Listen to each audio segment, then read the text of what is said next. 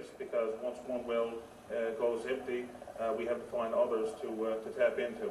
So I think that is very important that we invest in those type projects. Sometimes when you invest in those, some come through for you, some do not, but it's all part of doing business. I think that there's been a reasonable approach taken in that regard over the years in investing in all of our natural resources. And I guess unlike my friend Mr. Riche, I guess would say, suggest perhaps that we're not sharing the wealth, I would suggest that we are sharing the wealth and taking that balanced approach. And Mr. Snelgrove, yourself? Reinvesting in oil is a business decision, and because of that, you've got to look at your cash flows coming out the other end. If you can make a positive investment into an oil field or oil exploration, which is basically what the oil companies have done here in Newfoundland since the 70s, and their initial investment has paid off many times over. The government through NALCOR can continue to make those investments. And as Mr. Riche said, you want to share that with people. But the sharing comes on the other end. You put in your investment, you make your discoveries, you get your royalties out on the other end, and then you share the royalties. We have to continue growth. Liberals have stated over and over, they're not anti-development. They're development at the right price and with the right deal for the province. And there are oil investments out there that can do this for the province and then generate the cash flows on the back end, as Mr. Riche said, that can then be shared with people.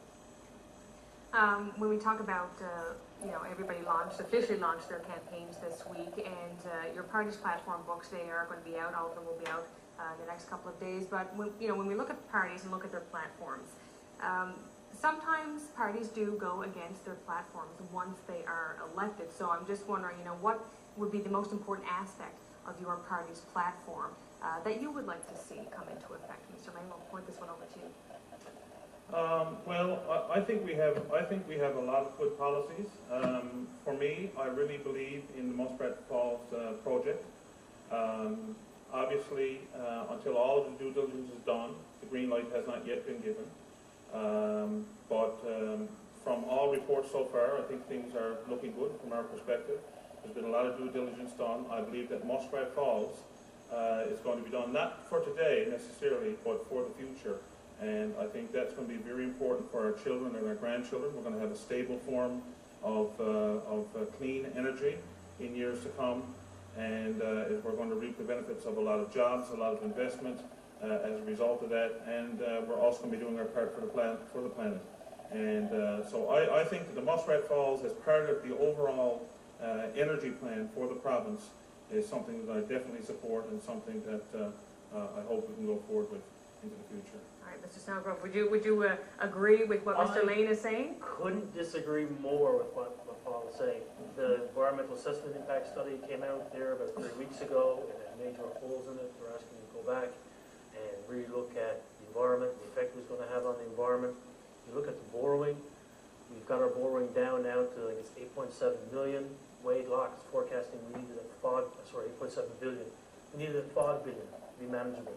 And to do that, he said we need to make principal and interest payments of $530 million for the next 30 years. And now the Tories are going to add another 4.4 billion onto that instead of bringing it down. And just to amortize that over 35 years, which is the life of the project that they're forecasting, 35 years, it's another $286 million a year in debt payments to pay this off.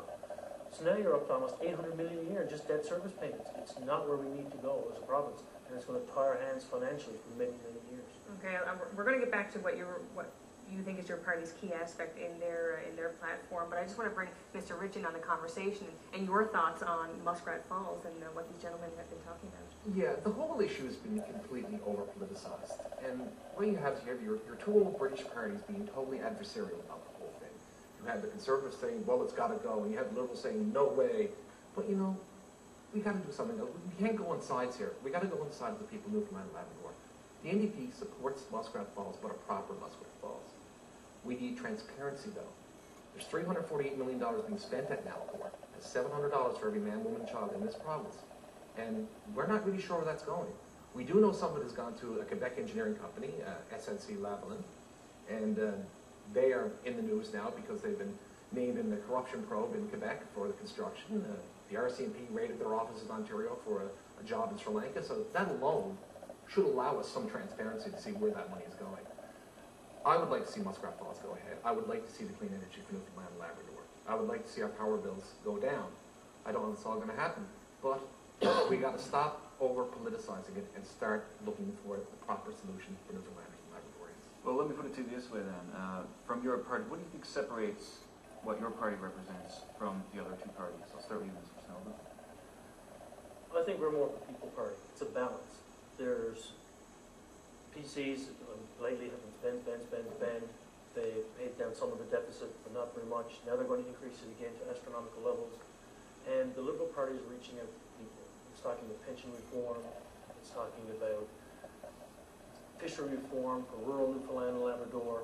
It's talking about keeping independent pharmacies open in rural Newfoundland and Labrador. These are important issues outside of St. John's. And I think that's the balance that the Liberal Party gives. It's a balance between rural Newfoundland and capital region. And I don't think the other parties are striking that same balance. You want to respond to that, Mr. No, I'm pretty confident we are responding to that balance. We have a fisheries platform. We want to see something very important happen in Marystown. I'm not sure I can speak to you too as a Conservative representative. OCI had a contract to process yellowtail flounder at the Marystown shipment, and they got this. So they got this in the concession that redfish would be produced on the boat, right? So this, all of a sudden, because of economics, they closed down the yellowtail flounder plant in Marystown, and they're still allowed to process fishery. We think that's wrong, and we're care about the people in Marystown. And so you're saying that we don't think of balance? Our candidate down to Julie Mitchell, she's so involved in this. She says it's very important. We have people in the Bay of Islands who are deeply involved in the community, and they want to see change too. So I think you're saying you're part of the people. I'm pretty sure we're the party of the people. I'm just thinking the Liberals are once again taking policies from the Conservatives and policies from the NDP